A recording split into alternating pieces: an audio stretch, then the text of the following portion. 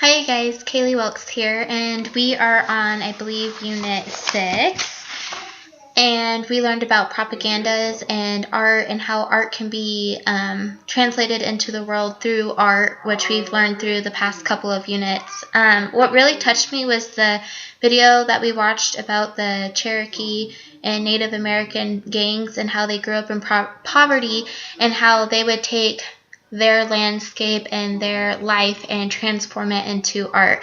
And that's something that we were supposed to do for this unit project, was do different states of something that meant a lot to us and try to do a sales pitch. I'm not very good at selling, but what I did was I drew different stages of my son's daycare.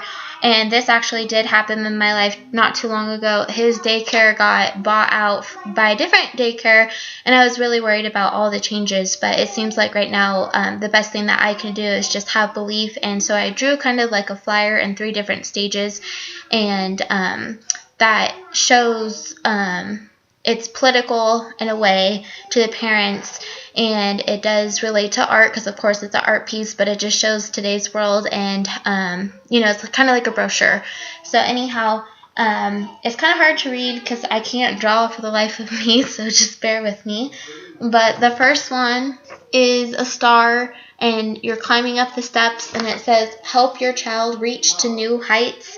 The middle picture is a picture of a teacher reading to a boy saying, "Making time for each individual child." And then it's all the teachers holding up the preschool, and it says, "Let us do the heavy lifting." So it's really hard to see because it's black and white and it's pencil.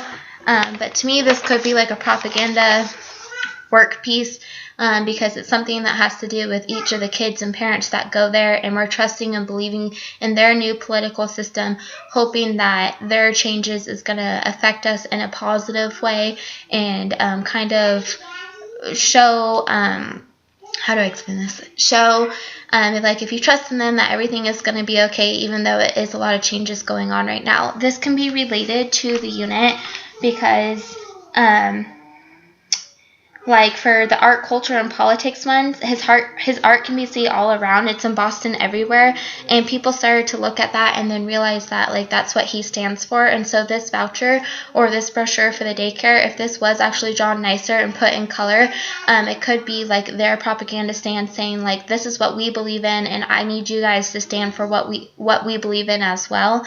And we hope you guys can believe in us and be taken along with, like, taken on the ride with us as well too. Art is very powerful. Art shows the interest of religion and the state of power, and this art piece that I did can show you the state of power of the daycare and how the changes are going to be very effective for the students and teachers as well, and more discipline. The Honor the Treaties was an amazing video. Like I said, it was one of my favorite videos.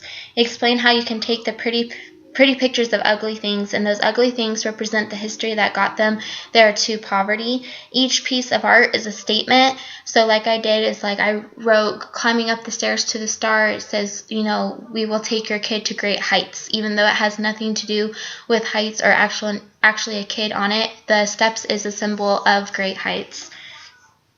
Art does come in stages. Like I showed you on mine, I did 3 different stages to show you that they're going to do the heavy lifting and that each child is going to succeed at this new daycare.